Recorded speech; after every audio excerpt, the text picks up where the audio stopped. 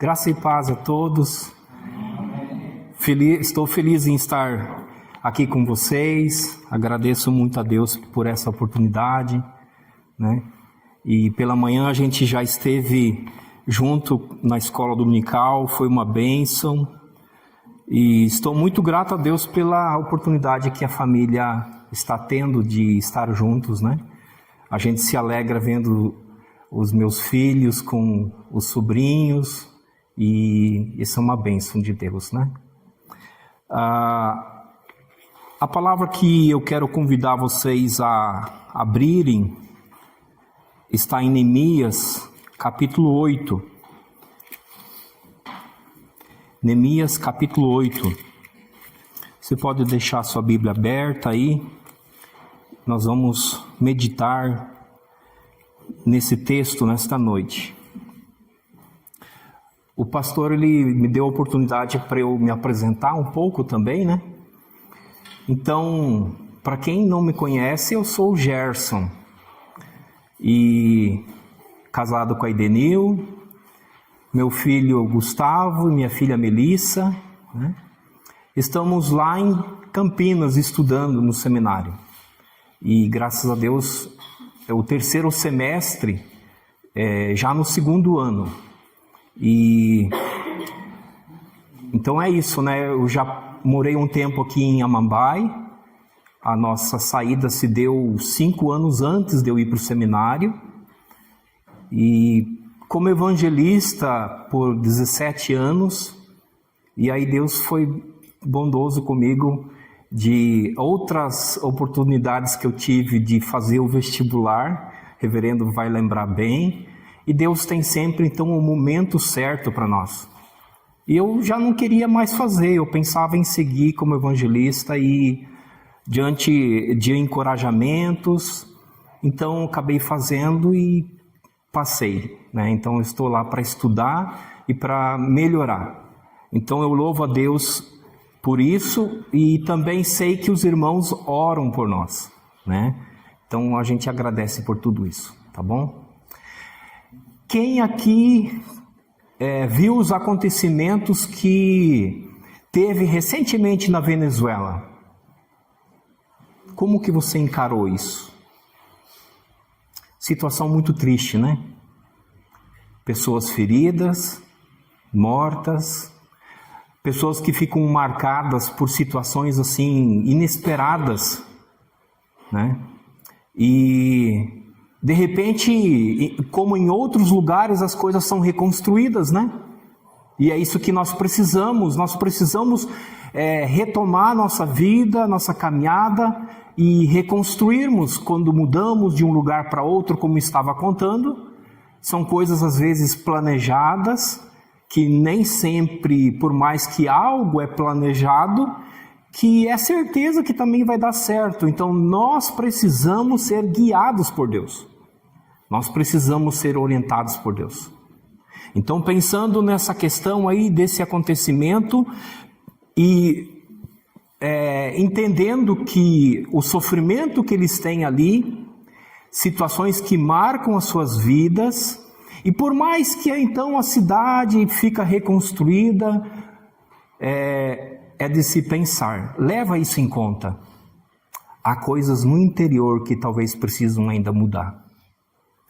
Diante do texto que eu convidei você a abrir, e antes de lermos, veja que se pensarmos em reconstrução, então é possível sim reconstruirmos aquilo que se percebe externamente. E uma vez que isso está reconstruído, a pergunta é: como é que permanece o interior? É isso que aconteceu aqui. Esdras, Neemias, o povo reunido, eles pedem pelo livro da lei, reconstrução do muro foi feito da cidade de Jerusalém, que estava caído, que estava destruído, portais das portas de entrada, que sempre é um marco muito importante, foi tudo recolocado. Então, olhando para aquilo que é estético para Jerusalém, foi reconstruído, estava tudo novamente belo, mas a pergunta permanece: e o que de interno agora precisa ser reconstruído, restaurado? Quem vai fazer isto? Como isso vai ser feito? Então essa realidade, ela não apenas permanece em um local, em um templo, porque uma casa, quando se olha ela de fora, e eu estive pensando sobre a casa ali de madeira do tio Mário, da tia Otília, né? Nós fomos lá, por dentro ela passou uma reforma, trocaram o piso. Então, olhando para o que é de dentro, a gente fala assim, parece que foi restaurado, por fora ainda falta. Mas muitas vezes é o contrário. O de fora já foi restaurado, mas e o de dentro, como que fica? Então, nós precisamos procurar aquilo que precisa ser restaurado em nossas vidas. De repente você pensa assim, a minha família, ela está com uma aparência de expressão de realidade que está tudo resolvido, a minha vida está tudo organizado, a minha vida profissional está organizada. Mas como é que está o interior? Como é que está a vida com Deus? Qual a importância que tem se dado para com Deus? Ouvimos expressões nessa manhã do que nós ouvimos de outros lugares, outras pessoas expressando com relação ao jogo de futebol, que há de se ver quem realmente é crente. Algumas expressões assim, de que quem viria ou não viria ao culto. São coisas assim que talvez não precisava repetir. Porque de repente você está aqui. Mas como é que está o teu interior?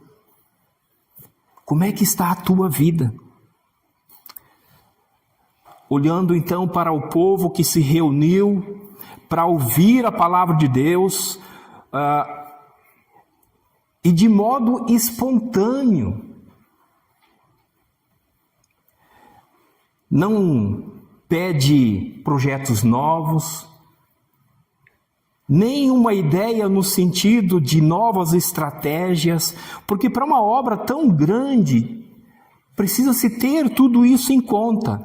Então, como mencionei, nós estaremos lendo aqui Neemias e vendo essa importância desse texto para as nossas vidas. Peguei aqui uma pequena frase do reverendo Hernandes ao comentar sobre essa passagem. Ele diz assim: observando as necessidades do povo, não era apenas reconstrução de muros, mas restauração espiritual. Muros protegem a cidade, a palavra trata o coração. Então é justamente por isso que o povo, eles compreendeu que somente Deus poderia restaurar aquilo que havia sido destruído pelo pecado. A restauração externa era importante, mas a verdadeira restauração viria pela palavra do Senhor. E por isso então em Neemias capítulo 8, versículo 1 em diante, nós vemos aqui que Deus restaura o seu povo por meio da sua palavra.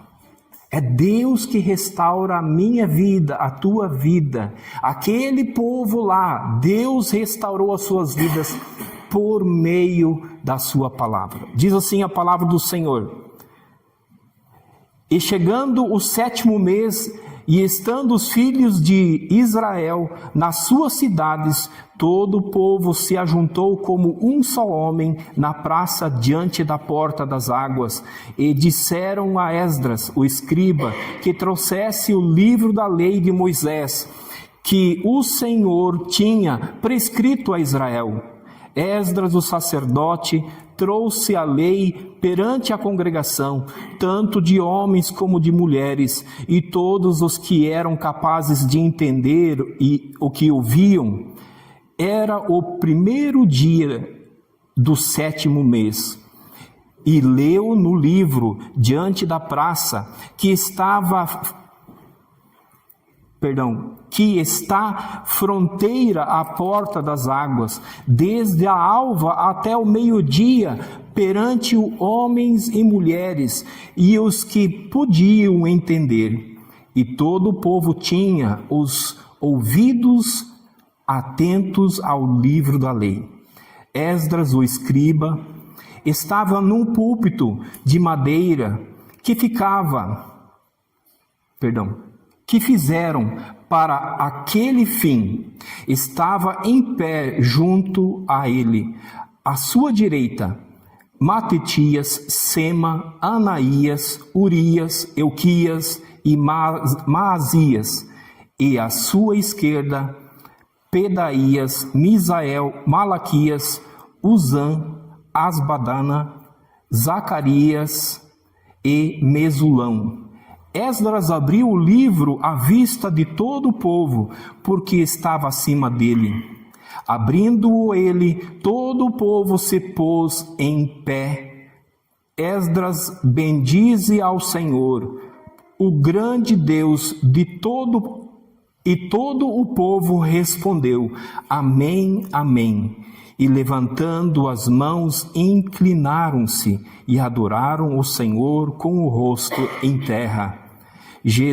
Jesua, Bani, Zerebias, Jamim, Acobe, Zabetai, Odias, Maazéias, Quelita, Azarias, Josadabe, Hanã, Pelias, e os levitas ensinavam o povo na lei, e o povo estava no seu lugar.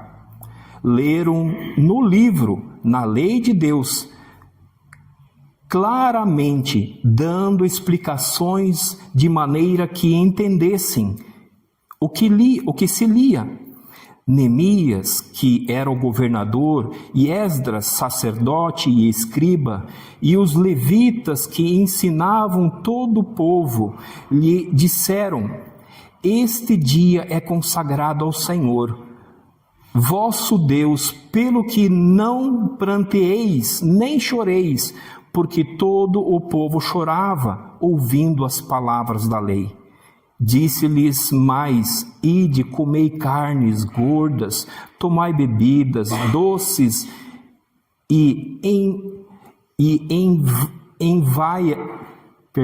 enviai porções aos que não têm nada preparado para si, porque este dia é consagrado ao Senhor. Portanto, não vos entristeçais, porque a alegria do Senhor é a vossa força. Os levitas fizeram calar todo o povo, dizendo: Calai-vos, porque este dia é santo, e não estejais contristados. Então, todo o povo se foi a comer, a beber, a enviar porções e a regozijar-se grandemente, porque tinham entendido a palavra que lhes foram explicadas. Vamos orar? Pai bondoso, grande Deus, obrigado porque o Senhor abençoa aquele povo ali, e aqui o Senhor também está falando conosco através da tua bendita palavra, que foi lida. Precisamos do teu Espírito para nos trazer clareza para o nosso entendimento. Por isso, guia-nos, orienta-nos, ajude-nos a compreender também, e em nome de Jesus também a praticar a tua bendita palavra. Em nome de Jesus. Amém. Amém. Como mencionei, a mensagem então é: Deus restaura o seu povo por meio da sua palavra. Queridos irmãos, antes então de nós analisarmos alguns pontos aqui, os movimentos que acontecem nesse texto, eu quero explicar um pouco dos capítulos anteriores, por exemplo, que narra então aqui a reconstrução dos muros de Jerusalém. Se você observar, você vai conseguir ler no capítulo 6, a obra então ali é concluída. No capítulo 7, a cidade ela é organizada, mas Neemias ele encerra ali essa narrativa. E uma cidade então ela pode ser reconstruída sem que o povo esteja restaurado. Seria o certo restaurar tudo o que é de físico, do lar que vivemos, para que o povo se alegra, para que eles se alegrem com isso. E aí pensando nós, também temos lugares que às vezes sonhamos em reconstruir, e aí quando isso é alcançado, estaria então tudo concluído, ou é necessário nós pensarmos, entendermos e buscarmos a Deus para que o nosso interior, para que a nossa vida com Deus, aqueles que habitam naquele lugar, aquela família, né, que também precisa então dessa restauração. E o foco então do capítulo 8 está justamente nesse sentido, né? A narrativa aqui é que habilidades e a maneira de administrar, tudo isso consta nesse texto. Poderíamos dar ênfase nisso. Neemias, o próprio Esdras, também como eles agiram, trabalharam, o empenho que eles tiveram. Mas o centro aqui é Deus. Deus falando com o seu povo por meio da sua palavra. Neemias ele registra que todo o povo ele se reuniu, e de uma maneira que eles pensam assim, eles levam nós a entendermos que como um homem só estivesse ali. É dizer que eles tinham um único propósito. E o propósito então de unidade em foco de unanimidade, né? Então essa expressão ela demonstra unidade, iniciativa por parte deles mesmos. Queridos irmãos, eles pedem então que Esdras traga o livro da lei. Um livro que foi escrito há muitos anos. Um livro que Deus quer que nós levemos em conta hoje. Os mandamentos. Então o texto ele apresenta um povo que não foi forçado a ouvir a palavra de Deus. Mas foi um povo que pediu para que o livro seja trazido, e eles estavam sedentos e desejosos a ouvir a palavra do Senhor. Nós vemos aqui que Esdras então ele realiza essa leitura. Os levitas explicam aquilo que era necessário para que compreendam o significado das coisas. O povo então compreende, a palavra ela produz algo, e o que ela produz ali? Quebrantamento. Nós vemos que o quebrantamento é conduzir eles agora a algo que tanto se quer. Estar cheio de alegria no coração. E a Bíblia fala que o coração alegre formoseia o rosto. A nossa vida com Deus, ela precisa estar em ordem, ela precisa estar em comunhão com Deus. Então, Deus restaura o seu povo por meio da sua palavra. Mas de que maneira Deus realiza isso na vida deles? Com reconstrução? Tem pessoas que, para se ver mais felizes, eles fazem uma reconstrução do semblante, do corpo, e isso não enche o coração de alegria. Talvez dessa alegria que o mundo apresenta, que é passageira, e que Jesus justamente falou que não é alegria, a paz que ele veio trazer. Então, em primeiro lugar, Deus restaura o seu povo, reunindo-o sob a autoridade da sua palavra.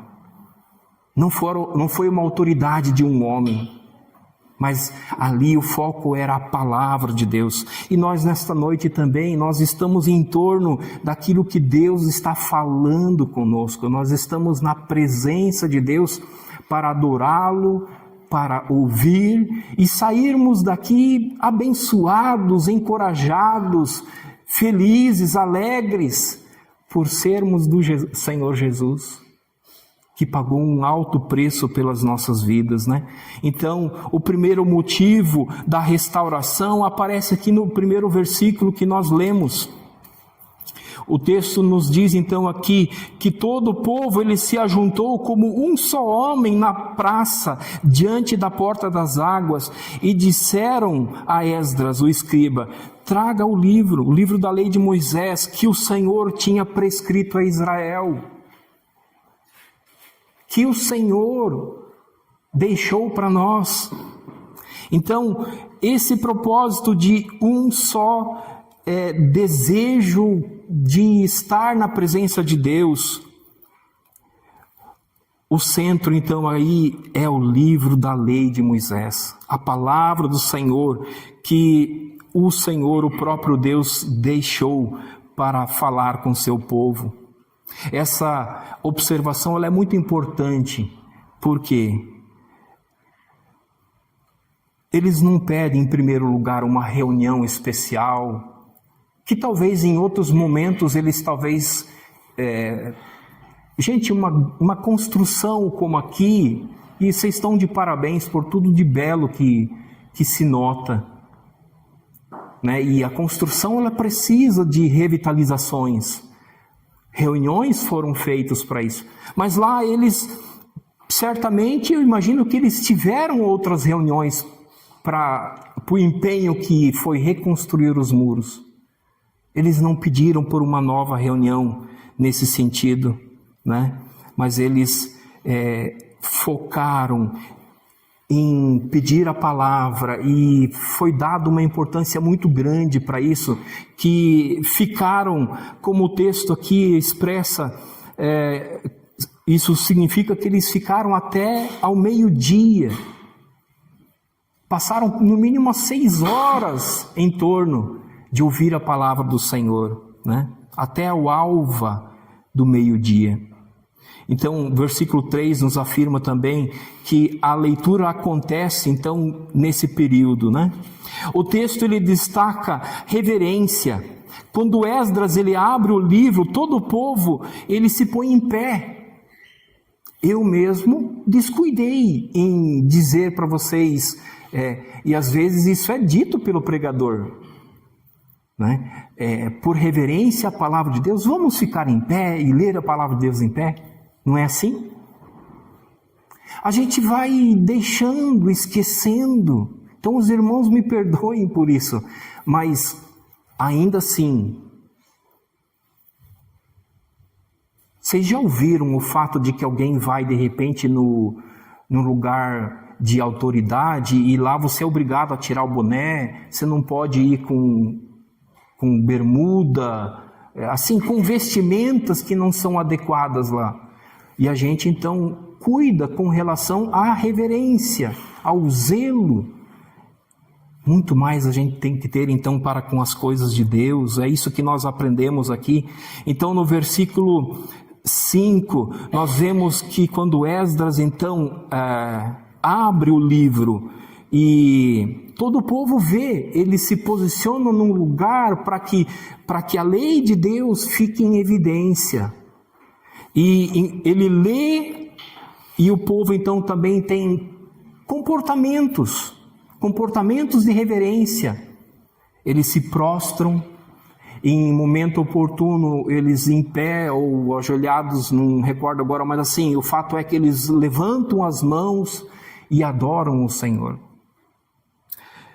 A restauração, ela começa quando o povo de Deus se volta e se coloca debaixo da autoridade da palavra de Deus. É isso que nós precisamos. Nós temos que nos colocar debaixo daquilo que Deus falou conosco na sua palavra. As nossas tendências, então, é pensar que os maiores problemas na igreja, na família, na vida pessoal, serão resolvidos apenas por nós organizarmos as coisas, por termos os métodos adequados para aquilo. Essa é a compreensão de algumas pessoas, de repente de alguém aqui também. Quando pensamos na força humana e se esquecendo daquilo que Deus faz e só Ele pode fazer,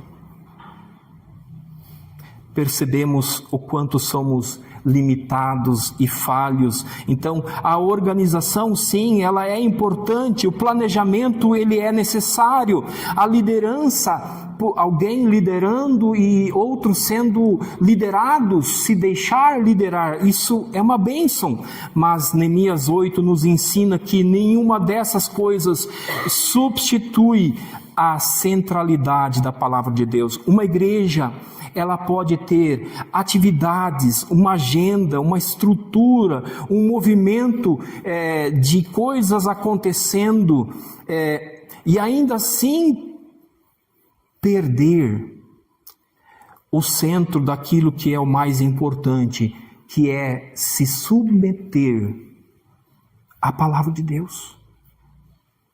Então, diariamente, se nós pudermos, faça isso, medite na palavra, dia e noite, e aí nós sabemos que somos pecadores.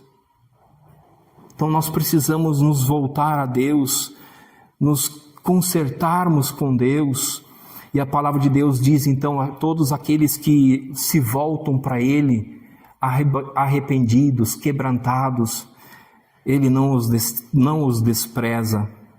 Esse ponto, então, ele nos confronta diretamente.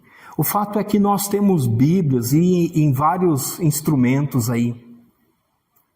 E como está essa questão minha vida com Deus? Qual é o lugar que as Sagradas Escrituras, a minha submissão a Deus, que lugar isso ocupa na minha vida? A familiaridade com as Escrituras nunca pode e nunca deve produzir irreverência. Mas eu conheço, eu sei. Então, só o conhecer, muitos conheciam no tempo de Jesus, ensinavam, mas ainda assim não reverenciavam adequadamente. E nós também somos falhos para isso. Então, que Deus nos ajude, que Deus nos perdoe, que Deus nos encaminhe a uma vida de quebrantamento e submissão à palavra de Deus. Qual então é a nossa postura diante da palavra de Deus? Nós apenas a carregamos ou nós nos submetemos a ela? Tem aqueles que carregam a palavra de Deus no carro aberto, quem olha de fora percebe, então, o que eu penso qual é a razão disso? E já pensamos às vezes sobre isso. E entendemos que a palavra de Deus, ela está sendo usada como um amuleto de repente. Como se a palavra de Deus ali, e olha, graciosamente, muitas vezes também temos testemunhos de carro que amassou totalmente, mas lá no fundo tinha uma Bíblia, ou uma caixa de ovo, né? E diante de uma zombaria que alguém fez, então, tipo assim, fica a lição, o quanto a palavra de Deus ela é preciosa. São mistérios que nós não conseguimos explicar, mas uma coisa que está nos dizendo, que nós devemos nos voltar obedientemente à palavra de Deus. Ela precisa ser compreendida, por isso, em segundo movimento narrativo aqui, nos mostra que Deus, ele restaura o seu povo, fazendo-os compreender a palavra de Deus. É preciso entender. Então, o segundo movimento que nós vemos aqui é Deus restaura o seu povo, fazendo-os compreender a palavra. Então, amados irmãos, nós vemos no versículo 6 até o versículo 8, que o público ali reunido foi lido, foi ouvido, ali o pessoal, homem e mulher, que pudesse compreender, diz o texto. Eu estive pensando nesse sentido, então assim, será que não tinha crianças? Deus, ele provê para que o entendimento chegue a todos conforme a necessidade de cada um. Mas o texto está sendo muito claro, que os que ali estavam, para que eles tenham condições de entender a palavra de Deus. E quem nos dá essa condição? O Espírito Santo de Deus. Deus quer falar ao nosso coração, ao seu coração.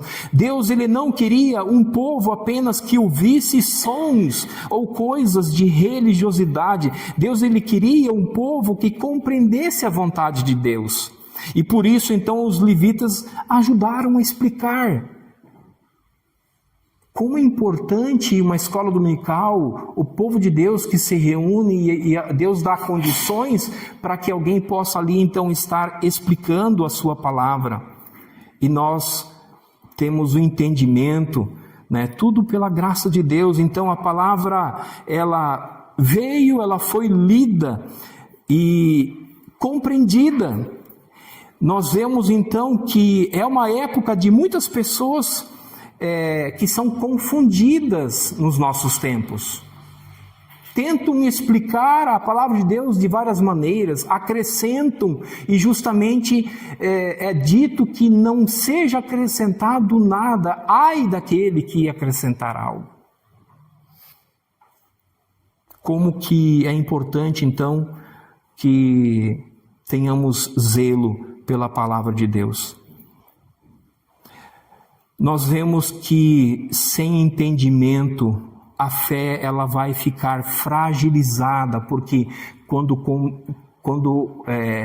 compreendemos a palavra de Deus, isso fortalece o entendimento e isso fortalece a nossa fé. E nós aprendemos então como servir a Deus melhor, como ser um cristão obediente, um coração que se rende, que espera no Senhor, que confia no Senhor. Então cada cristão tem limitações. E justamente a palavra de Deus é o manual para nós crescermos nisso. E isso vai nos ajudar a nós termos uma vida que agrada a Deus. Iremos pecar menos à medida que nós praticarmos a palavra bendita do Senhor.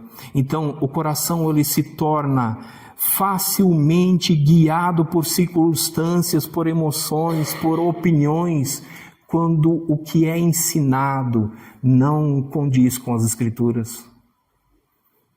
Também há o grande risco de alguém que quer aquilo que é bom. Por exemplo, não basta possuir a palavra, mas quer ouvir somente os sermões que semanalmente são bons. Então, não vem ao culto, mas assiste culto no YouTube, na TV. Decisões que vão fragilizando a sua fé, porque você tem que, a sua vida cristã, porque você tem que congregar, e hoje justamente nós estamos diante daquilo que nós celebramos, para lembrar o sacrifício do Senhor e termos esse ajuntamento, essa comunhão. E é o motivo da minha alegria de estar aqui junto com vocês. Não basta frequentar uma igreja, ou uma igreja reformada, estar no hall de membros de uma igreja e não ter uma vida de constante leitura da palavra, de ouvir a palavra. Sempre mencionei algo que muito achei interessante, como Jesus deixou registrado na sua palavra que todos aqueles que ouvem e creem. Eu entendo que é pelo fato de que alguns não leem. Tudo bem, o importante é que você ouça, creia, né? E estamos justamente reunidos aqui para compartilharmos então a palavra de Deus. Nós devemos pedir ao Senhor que Ele trabalhe na nossa vida, para que Ele nos dê o entendimento da palavra de Deus. E isso vai produzir mudanças, vai trazer maturidade e assim por diante. Lucas 24:45 nos diz: então lhes abriu o entendimento para compreenderem as Escrituras. Jesus, no contexto que Jesus tinha sido crucificado, colocado no túmulo ali, selado com pedras, então ele tinha ressuscitado. E aí alguns discípulos que certamente estavam naquele momento tão marcante, voltando para Emaús, entristecidos. E Jesus ressuscitado esteve com eles, falou com eles. E o texto, exatamente no versículo 45, vai dizer que Jesus abriu o entendimento deles, para eles compreenderem a palavra de Deus. Que Jesus possa também, com seu Espírito Santo, abrir sempre o nosso entendimento. A palavra compreendida é instrumento de restauração nas mãos de Deus. Mas quando a palavra ela é compreendida, ela não deixa o povo indiferente. Quando se compreende a palavra de Deus, nós não ficamos indiferentes. Por quê? Ele toca o coração, Ele expõe o pecado, Ele conduz ao arrependimento. Então, é isso que nós devemos, no terceiro movimento aqui dessa narrativa, também compreender. Deus restaura o seu povo, produzindo arrependimento e alegria. Como Deus é precioso conosco. Não merecíamos, mas Deus é precioso. E a prova disso é que depois que a palavra foi lida, eles compreenderam o que estava registrado. Neemias 8:9. Por que o povo chorava? Percebe que ali no verso 9 está dizendo que o povo estava chorando. Era uma época de festa. Uma época que eles festejavam e lembravam que o Senhor os libertou do Egito. E aí os levitas, e o que eles disseram ali, ensinando: não chore. Não chore, mas se alegre. Se alegre, porque esse é o momento de nós nos alegrarmos. Agora, algo que nós devemos chorar é pelo pecado. Devemos sim nos entristecer, e o pecado em si já nos entristece, deixa a vida entristecida.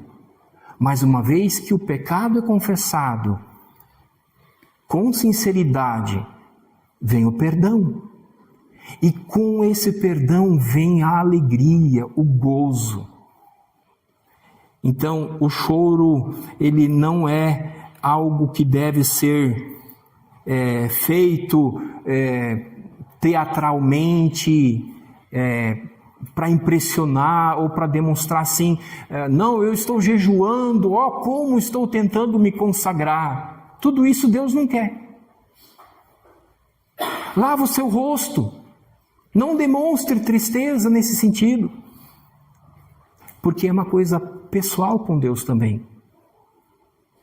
No versículo 10, a passagem que nós já lemos, vou repetir aqui: disse-lhes mais: ide, comei carnes gordas, tomai bebidas doces, e enviai porções aos que não têm nada preparado para si, porque este dia é consagrado ao nosso Senhor. Portanto, não vos entristeçais, porque a alegria do Senhor é a nossa força. Se alimente, não fique enfraquecido, porque a fraqueza física também esmurece a gente, né? Quem olha e fala assim, nossa, você está um caco. Você está precisando comer, ou sei lá, né? Descansar. Queridos irmãos, a palavra de Deus, ela confronta, mas ela também consola. Ela também produz arrependimento e ela conduz-nos à alegria e à restauração. Nós vemos isso no verso 12. O povo se alegrou grandemente porque havia entendido então as palavras que foram explicadas. A alegria aqui não é superficial, não é alegria planejada, fabricada, nada disto de receber um presente e ficar feliz. É uma alegria muito maior, né? A alegria de que quem foi confrontado por Deus, e olha, quando a gente é confrontado por Deus, a gente não fica muito alegre, né? A gente antes fica entristecido, envergonhado, mas é importante que nós nos alegremos que o Senhor está tratando conosco, está falando aos nossos corações, e Ele não apenas vai nos chamar a atenção, mas Ele também vai nos conduzir à restauração. Ele não quer que nós estejamos apenas exteriormente demonstrando, como estou bem. Me lembro de um professor que um dia me abordou e ele viu alguma tristeza. Como é que você está? Estou bem. Você está bem mesmo? Ele percebeu. Não consegui fingir. Se eu não consigo fingir para o professor que me conhece, você acha que para Deus nós conseguimos esconder algo? Jamais. Assim também com relação ao pecado. E era justamente o pecado o maior problema daquele povo. Não era o muro. Por isso tão importante é o momento que eles entendem do que eles precisam, que é de ouvir a lei e lembrar o pecado deles, perceber, porque Deus ele trabalha de uma maneira para que nós fiquemos com clareza daquilo que não está bem. Deus ele tem um compromisso com a sua palavra. Deus é um Deus tão precioso que sempre deu o passo de ir em encontro ao pecador. Deus ele conhece cada um dos seus eleitos e Jesus veio exatamente para nos libertar da escravidão do pecado. Então, quando Deus confronta, Ele o faz para restaurar. Quando Deus corrige, Ele também consola. Quando Ele revela o pecado, Ele também aponta para a graça. E nesse texto é importante que nós justamente pensemos nesse sentido. Como que a graça de Deus foi apontada para eles e nós? A graça de Deus ela é apontada em Cristo Jesus. Cristo Jesus é aquele que veio para assumir o nosso lugar. Nós não tínhamos condições nenhuma de nos salvarmos. A tristeza produzida pela palavra não é destino final daquele povo de Deus. O Senhor conduz os seus filhos ao arrependimento e à alegria e à graça. Então Jesus ele vem para que nós possamos desfrutar também dessa restauração. Reunido pela palavra, né? Compreender a palavra, quebrantado pela palavra, para sermos transformados para a glória de Deus. Como um povo pecador pode permanecer diante de um Deus santo? Como isso pode acontecer? Nós lutamos, nós nos esforçamos, nós temos a presença de Jesus na nossa vida hoje. E se alguém ainda não entregou a vida para Jesus, você pode ter Jesus, a presença do Espírito Santo também te ajudando para te conduzir obedientemente, dia após dia. E ainda assim nós pecamos. Então assim, nós não conseguimos cumprir a lei. Jesus morreu na cruz. Jesus não tinha pecado. Jesus cumpriu toda a lei, obedientemente. Ele foi um servo do Senhor, obediente. O Verbo de Deus, enviado por Deus, a palavra viva de Deus, né? E ele cumpriu tudo, ele venceu todo o pecado, as tentações, e aí ele assume o nosso lugar, ele assume a nossa culpa, ele morreu por nós, pecadores, né? Ele nos dá então o perdão, a reconciliação. Ele conquistou essa reconciliação com Deus. Hoje nós temos livre acesso a Deus para também dialogarmos, orarmos ao Senhor, nos prostrarmos ao Senhor. Nós temos livre acesso para nos achegarmos a Deus.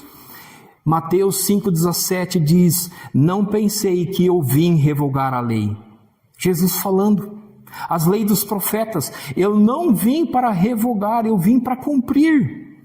Ele veio exatamente por isso, sabendo que não cumpriríamos. 1 Pedro 2,24 diz: carregando ele mesmo o seu corpo sobre o madeiro, os nossos pecados, para que nós, mortos para os pecados, vivamos para a justiça, por suas chagas fostes sarados. Pelas suas feridas nós fomos sarados. Romanos 8,1: agora pois já nenhuma condenação há para os que estão em Cristo Jesus. Então nós estamos libertos, nós podemos viver uma vida com Cristo, uma vida com alegria, uma vida restaurada. Aquilo que começou lá em Neemias, com a palavra de confronto ao pecado, encontra sua plenitude em Cristo, que salva e restaura o seu povo. Os muros estavam em pé da cidade de Jerusalém. As portas estavam recolocadas e tudo estava em ordem. A cidade agora estava organizada, certo? Mas o coração do povo precisava voltar para Deus. Então Deus reuniu o seu povo em torno da sua palavra. A palavra foi lida, a palavra foi explicada, foi compreendida, confrontou o pecado do povo ali e conduziu esse povo então à alegria da restauração. Deus continua fazendo isso. Nessa noite, talvez você foi conduzido a compreender a palavra. Você deu atenção à palavra. Você percebeu, pela graça de Deus, qual é o seu pecado, qual é a sua dificuldade. Talvez a valorização que se dá para outra coisa, a reconstrução de outras coisas. Que em nome de Jesus, nessa noite, a sua comunhão com Deus seja restaurada, melhorada, aumentada. Porque eu sempre digo que espiritualmente nós sempre temos mais o que crescer. Amém? Então que Deus abençoe, que você sinta aí Deus falando fortemente no seu coração, você consagre a sua vida ao Senhor, lembrando que tem coisas que nós temos que fazer. Fazemos coisas individuais e juntos. Mas Deus faz coisas na nossa vida que só Ele pode fazer. Ele faz individual e Ele também faz para todo o povo. Então Deus é maravilhoso, porque hoje Ele fala aos nossos corações. Que Deus abençoe sua palavra, as nossas vidas diárias aí com Deus, e possamos sempre pensar nesse sentido, né? Fazer o que nós temos que fazer e buscar do Senhor, reconhecendo o nosso pecado, e buscar do Senhor em prol da nossa vida espiritual.